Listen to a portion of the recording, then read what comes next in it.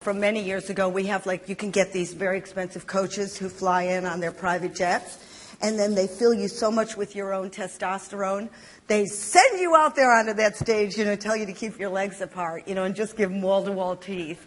And with all this information, with all this training, I still go to all these conferences, and you see the CEO. He's standing there, he's doing a PowerPoint, and he does not realize that the audience is in a coma. Just because somebody's senior management doesn't mean they're not crazy. And if you see that, you might have to talk to him like you know what I mean? You don't know. You make your judgment too early, you're dead. Or if you're sycophantic and they're powerful, they'll kill you. Yeah. So you really have to start judging what kind of meat have I got in front of me, and to see that maybe you've stopped listening. Yeah. Me? Not yet. Yeah. We were born to bond, okay? That's in our DNA. Reptiles eat their young.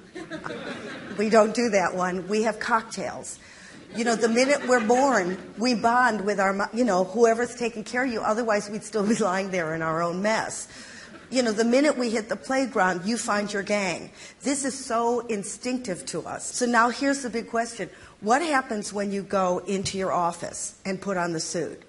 Where does a human being go? We know so much calculus, strategies, whatever. But the one thing, which is, what do you call it, heart, humanness, the flesh of you, for some reason we've lost touch. So when I first started interviewing, I'll just go back a little bit, I thought I was really, connecting with people. And then because I'm a control freak, I used to look at myself in the edit room. And I looked like an animal about to pounce, which is, I really wanted to make the sale. I wanted it to work. And I couldn't understand why nobody was collecting my home number. So gradually over the next 25 years, I had to learn to deconstruct how I came across to people, because my job was to make a connection in 10 minutes. And gradually, my own motivation was to turn the 10 minutes into 3 days.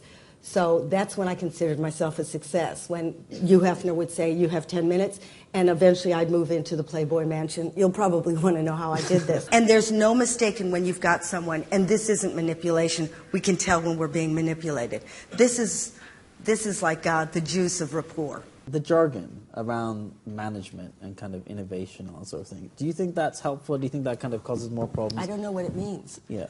People say value. What does it mean? What are your values? My value is get as much money as you can and then have a good time. What does it mean? Do I really care about selling rubber bands?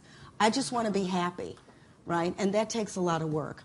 We weren't born happy, okay? So make me feel good. That's the only way we're happy, is if one guy makes you feel okay and that you matter.